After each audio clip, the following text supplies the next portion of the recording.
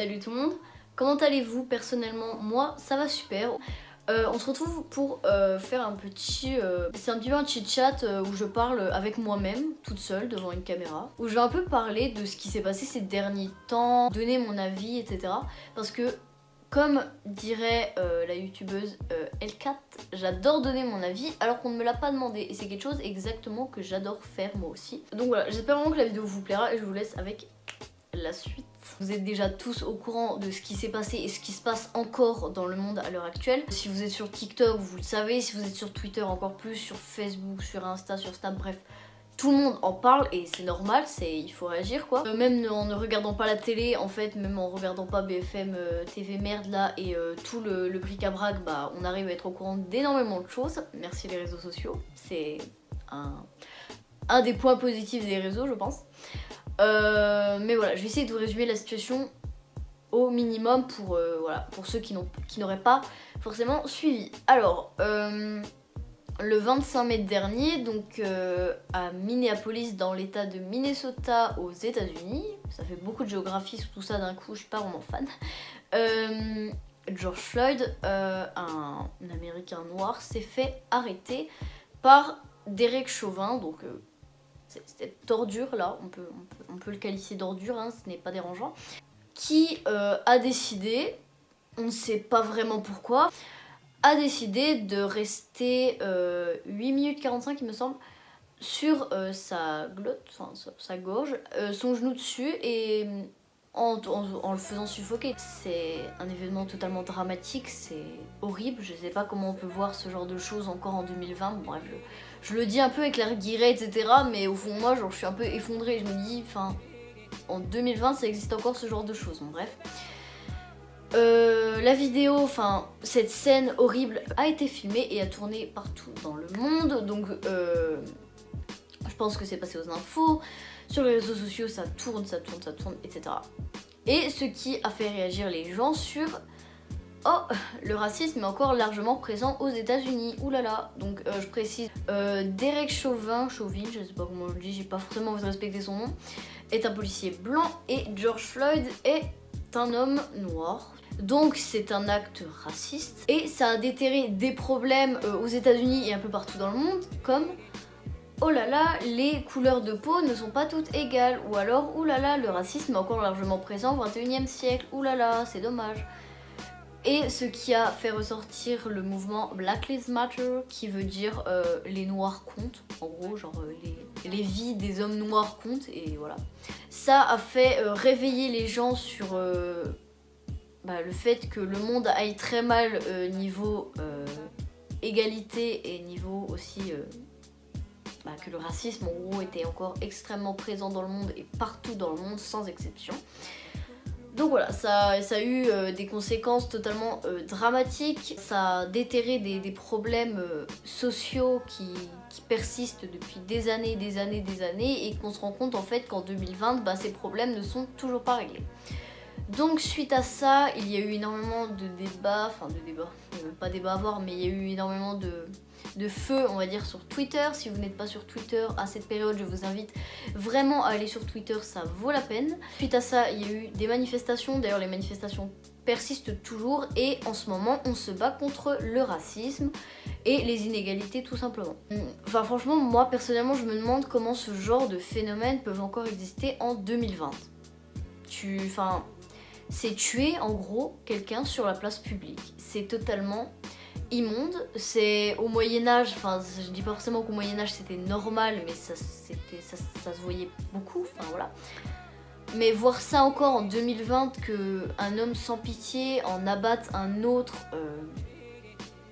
devant tout le monde, en fait, je me dis waouh. Et je me dis aussi, je dirai mon avis après, hein, dans quelques minutes, mais je me dis en fait, les gens qui ont filmé, pourquoi ils n'ont pas réagi? C'est ça que je comprends pas trop, bon, bref, voilà. Donc cet acte odieux de Derek a provoqué une haine totalement exponentielle, on va dire, contre les policiers, les forces de l'ordre, etc. Ce qui est pas forcément, je dis pas que c'est pas bien, non c'est pas bien, mais c'est vrai que du coup ça fait un amalgame. En gros, tous les policiers blancs sont des ordures, alors que c'est vraiment pas du tout le cas. Tous les policiers blancs ne sont pas des ordures. Tous les policiers blancs ne sont pas racistes. Il faut pas faire d'amalgame comme ça, parce que c'est souvent comme ça qu'il va y avoir des conflits vraiment entre tout le monde, alors qu'il n'y a qu'une une petite minorité de personnes comme des Recs en gros qui sont comme ça quoi. Enfin, je sais pas si tu vois trop ce que je veux dire. Donc cet événement a touché tout le monde, ça a touché le monde entier, c'est-à-dire qu'en ce moment il y a des manifestations partout, en France, en Allemagne, surtout aux États-Unis évidemment. Et ça a touché aussi la politique, ça a touché le cher président, mon président préféré, Donald Trump, voilà, aka le canard. Ça a touché Trump qui s'est fait attaquer par les Anonymous, bref. Donc, pour vous situer un petit peu, les États-Unis, donc je vous apprends rien, mais c'est un pays extrêmement touristique, visité par des millions de personnes chaque année. C'est extrêmement contemporain, c'est très développé, enfin... Il y a les plus grandes villes du monde, les plus belles villes du monde. Il y a New York qui est une grande puissance mondiale. Il y a les casinos, enfin voilà, bref, je vous apprends rien, c'est un peu, on va dire, le rêve américain, voilà, the American Dream. Et en fait, c'est un petit peu enfin, c'est la belle face des USA. En fin de compte, les USA, c'est pas forcément ça. C'est un pays extrêmement inégalitaire, surtout au niveau des couleurs de peau. C'est un pays qui a énormément d'histoire, c'est-à-dire qu'il y a eu énormément de conflits entre les blancs et les noirs, énormément de ségrégation pendant les années 50-60, il me semble. Rosa Parks, Martin Luther King, normalement vous l'avez vu en cours, enfin, je dis ça comme si j'avais 25 ans, mais moi aussi je l'ai vu en cours. Voilà, ça reste un pays avec énormément d'histoire, énormément de conflits par rapport aux couleurs de peau, etc. Et c'est vrai que quand tu vois ça, quand tu vois la mentalité de certains Américains et surtout les problèmes qu'il y a là-bas, tu te dis, bah le rêve américain il est plus vraiment présent quoi. New York a beau être une ville magnifique, il y a toujours des ghettos, enfin c'est très inégalitaire quoi. Voilà. Pour revenir sur le rêve américain, etc., je vais faire une petite... voilà, ça va être mon petit moment Netflix. Mais par exemple, toutes les séries qu'on voit à la télé, les films, etc., ça met vraiment en valeur cette Amérique. Tu vois l'Amérique comme... c'est un bijou, en fait c'est un bijou, et qu'au final bah, quand tu regardes d'un peu plus près, quand tu creuses un peu, tu te dis c'est pas forcément tout beau tout rose quoi. Voilà, c'était juste la petite précision. Par exemple, oui je l'avoue, Gossip Girl m'a clairement donné envie d'aller à New York, oui ça c'est évident. Chuck Bass aussi d'ailleurs, mais voilà, ça reste de la fiction, et c'est là que tu te rends compte que bah c'est pas forcément tout beau tout rose. Voilà, je l'ai déjà dit mais je le répète encore une fois. Alors maintenant, je vais donner un peu plus mon opinion. Je commençais déjà à la donner, mais je vais continuer à la donner. Donc, je vais d'abord parler des violences policières en général, c'est-à-dire celles qui se passent aux États-Unis et celles qui se passent hors États-Unis, hein, parce qu'il y a des victimes des policiers en France, en Allemagne, enfin voilà, partout quoi. Alors, déjà, je trouve ça vraiment, enfin, je trouve ça lamentable d'être... racisme ou non, hein, qu'il y ait une histoire de racisme ou non dans l'histoire. Mais je trouve ça vraiment lamentable que des policiers, pas tous les policiers, attention, pas d'amalgame, mais que certains policiers agissent comme ça alors qu'ils devraient, enfin alors que leur but c'est justement essayer de garder un climat de paix entre tous les citoyens, alors que c'est eux qui mettent la haine en fait, en battant des gens ou des trucs comme ça. Franchement, les violences policières, les policiers, les forces de l'ordre, etc. sont là pour faire respecter les lois, qu'il y ait un climat serein, qu'on soit en sécurité. Et en fait, à côté de certaines personnes, exemple Derek, on se sent pas en sécurité. C'est un petit peu surréaliste de se dire que les personnes qui doivent nous protéger nous font plus de mal que de bien. C'est mon opinion, n'hésitez pas à partager le vôtre en commentaire, d'ailleurs ça me fait vraiment plaisir de vous lire, d'ailleurs je réponds à tous vos commentaires comme d'habitude. Mais franchement je trouve ça assez choquant et limite on se sent plus en sécurité quoi, donc ça c'est un gros problème quoi. Donc pour revenir un court temps sur les manifestations, donc ces dernières se sont propagées un petit peu trop près de la Maison Blanche pour notre cher Trump. Et il a décidé d'éteindre les lumières de la Maison Blanche, ce qui n'était pas arrivé depuis plusieurs années, même plusieurs siècles, et de se cacher dans un bunker. Si ça ce n'est pas une attitude de lâche, je ne sais pas ce que c'est. Et ce qui a énervé tout le monde, évidemment, et les Anonymous ont décidé de s'en charger. Donc si vous ne savez pas qui sont les Anonymous, donc ce sont eux, c'est des joyaux de l'humanité pour moi. Donc ce sont des, enfin je suis pas vraiment au courant de tout ça, mais ce sont des hackers, etc. qui veulent en fait faire tomber le système. C'est un peu, pour eux c'est un petit peu, enfin ils vivent un peu dans un système anarchique, c'est quelque chose, enfin c'est bien des fois l'anarchie c'est bien. Et en fait leur but est de divulguer des informations à propos de l'État, des secrets d'État, etc. à propos de la police ou des trucs comme ça. Je sais pas dans quel contexte, voilà, je sais pas dans quel contexte il a dit ça, mais il a quand même dit que si sa fille n'avait pas été sa fille, il aurait pu coucher avec elle ou avoir des liaisons avec elle. Bon, tu te dis que, enfin, je sais pas, lui qui est censé présider une puissance mondiale, bah tu te dis waouh. Donc les Anonymous ont publié des photos de Trump se bécotant avec sa propre fille. Oui, tu vois déjà un peu le personnage. Enfin des photos où ils sont très proches, un peu collés serrés, etc. C'est un petit peu dégoûtant. Enfin, c'est sa fille quoi. C'est sa fille. Voilà, on parle de sa fille, de sa progéniture, de sa chair, de son sang. Voilà, c'est sa vie. Ils ont divulgué aussi des secrets à propos de la police du Minnesota, etc. Donc des pépites ces mecs.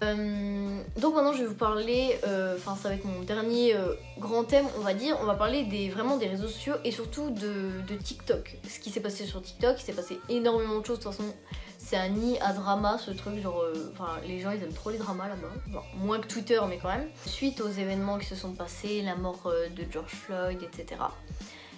Des gens ont voulu réagir à cet événement en lui rendant hommage, etc. Il y en a qui ont fait des magnifiques make-up, il y en a qui ont fait de très beaux textes, des chansons, etc. J'ai trouvé ça absolument magnifique comme geste, ce qui montre que bah, c'est un soutien, quoi, c'est un sentiment d'unité, donc c'est cool.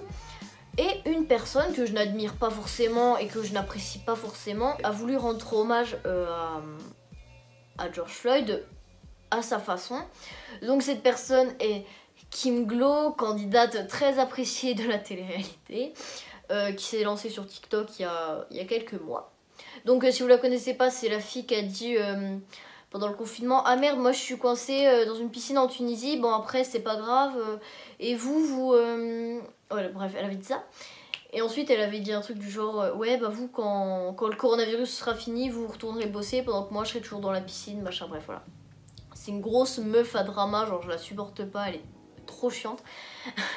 Et elle a fait une vidéo où elle est, je crois, à genoux, etc. Genre en train limite de prier, de regarder le ciel. Mais en gros, elle a fait tout un cinéma, en gros, en faisant semblant de pleurer pour George Floyd. Alors ça aurait pu partir d'une bonne intention, parce que bah c'est sympa, franchement c'est bien. Il faut avoir c'est un esprit d'équipe, en gros, pour se battre contre ce genre d'événement, c'est un esprit d'équipe. Mais enfin, venant d'elle en plus, enfin je sais pas, c'est mis en scène, c'est cinématographié, on dirait plus une moquerie que autre chose, voilà, avec la musique, un peu drama derrière, enfin. Donc voilà, sujet mis de côté, prochain sujet qui ne va pas durer longtemps, ça va être un mini coup de gueule de 2 minutes de ma part, voilà. Depuis quelques semaines, d'ailleurs avant l'événement tragique de la mort de George Floyd, c'est triste. Il y a une chanson, donc c'est une chanson de Dadju, où où il dit que tous mes klaxonnent, voilà, bref, voilà. Et où dans sa chanson, il dit le N-word. Alors c'est quoi le N-word? C'est un mot pour qualifier les personnes de couleur noire, donc c'est un mot qui est totalement rabaissant, qui est totalement humiliant et que les blancs n'ont pas le droit d'utiliser. Sinon c'est une forme de racisme et une forme de... Enfin c'est totalement un manque de respect. Voilà, carte sur table, c'est bon. Et beaucoup de personnes s'amusent à enfreindre les lois en mode « Moi je suis un petit thug, je suis née en 2012, je critique vraiment pas les années, hein, mais je suis en 2012, ouais, je dis le N-word en vidéo, je suis trop content, comme ça j'ai 1000 commentaires, je me retrouve sur Twitter, ouais, c'est trop drôle. » Je suis pas là pour faire des leçons de morale, mais honnêtement, les gens, on vous dit de ne pas dire un mot qui a une histoire, un mot qui a... Enfin, un mot qui a une histoire, un mot qui a un sens en fait pour décrire une partie de la... super. Une partie de la population. Un mot humiliant pour décrire les noirs, tout simplement, pour décrire les noirs, voilà. Je sais pas pourquoi je cherche d'autres termes pour décrire les noirs.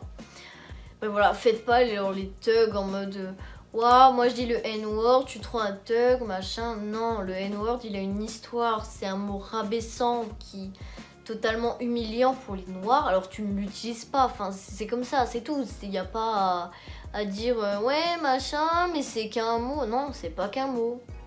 C'est pas qu'un mot, genre non, bah non, c'est pas qu'un mot.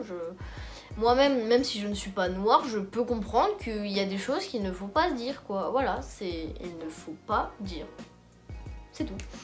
Donc, je vais enchaîner sur l'histoire. Donc, si vous êtes sur Twitter, vous avez sûrement vu le hashtag Clara la raciste, qui est une TikTokeuse, Instagrammeuse, bref, voilà. Pas vraiment connue, mais qui est une fille, en tout cas, qui fait des TikTok. Et qui apparemment, j'ai vu TikTok, enfin je me rappelle plus trop de ce qu'elle disait dedans, mais en tout cas elle faisait du playback en répétant plusieurs fois le N-word dans sa vidéo. Ce qui a fait vraiment drama, depuis elle a désactivé tous ses commentaires parce que la haine qu'elle s'est pris dans la gueule, allez vas-y, voilà. Là ce qui est bien c'est qu'elle est vraiment bien dans la sauce, donc elle s'est retrouvée sur Twitter, tout le monde l'a lynchée, etc. Ce qui est légitime. Tu n'as pas le droit de faire quelque chose, tu vas rencontrer tu vas à l'encontre de ces règles, tu ne respectes pas une communauté, on va dire, même si je sais pas si c'est vraiment une communauté. Bah voilà, tu te retrouves dans la sauce, pour moi c'est normal. Alors ils ont divulgué son adresse, son lycée, machin, et ce qui m'a fortement surprise, c'est que cette fille habite à 20 minutes de chez moi. Alors je ne la connais pas, je vous rassure, je ne l'ai jamais vue, je ne sais pas qui c'est. Mais voilà, en tout cas elle habite dans une rue que je prends, bah voilà, souvent, enfin genre qui est très près de mon lycée en tout cas. Donc voilà, franchement c'est génial. Alors je sais pas si c'est fake ou pas, mais en tout cas je connais son lycée, je connais je connais sa rue, etc. Donc waouh, il se passe vraiment des choses dans l'est de la France, hein. C'est un truc de malade. Bref. Donc voilà, j'ai abordé tous les sujets que je voulais aborder avec vous, donc j'espère que ça vous aura plu, j'espère que vous partagez mon avis. D'ailleurs n'hésitez pas à me donner le vôtre en commentaire, je viens de potionner, ça me rend plaisir. N'hésitez pas à me donner le vôtre en commentaire, ça me ferait vraiment énormément plaisir de vous lire, de vous répondre... Ah putain ça me saoule là. De vous répondre comme d'habitude. Donc pour conclure cette vidéo, ça me dégoûte honnêtement tout ce qui se passe dans le monde, genre on est au 21e siècle, enfin... Le fait que les blancs soient privilégiés ne devrait même plus exister, en tout cas dans ce monde, parce que non, les blancs ne sont pas supérieurs aux noirs, les noirs ne sont pas supérieurs aux blancs, on est égaux, nous sommes des humains, notre sang est rouge, on vit, on meurt. Voilà, juste je vais faire un petit rapprochement avec le coronavirus. On a vu que peu importe que tu sois asiatique, que tu sois de couleur blanche, que tu sois de couleur noire, que tu sois, enfin, peu importe de quelle nationalité, origine, éthique, tu es, je sais pas trop, tu peux mourir de ça en fait, tu n'as pas plus de chance que les autres. Ce n'est pas parce que tu es blanc que tu vas vivre plus longtemps. Ce n'est pas parce que tu es blanc que tu vas survivre au coronavirus. Donc je sais pas pourquoi certains blancs se sentent supérieurs face aux noirs, alors qu'ils n'ont, enfin face à la mort, c'est un peu glauque ce que je dis, mais face à la mort, ils n'ont pas plus de chance que les autres, que les noirs en l'occurrence. Donc voilà, je comprends pas. Je voulais faire mon petit coup de gueule entre guillemets, même si je n'ai clairement fait peur à personne, et c'est pas le but, hein, je suis pas là pour faire peur. Bref, en attendant la prochaine vidéo, j'espère que vous porterez bien, enfin portez-vous bien en tout cas. J'espère que la situation va s'améliorer et qu'il y aura terrain d'entente, je sais pas. Bref, je vous fais de très gros bisous et je vous dis à la prochaine pour une nouvelle vidéo. Ciao!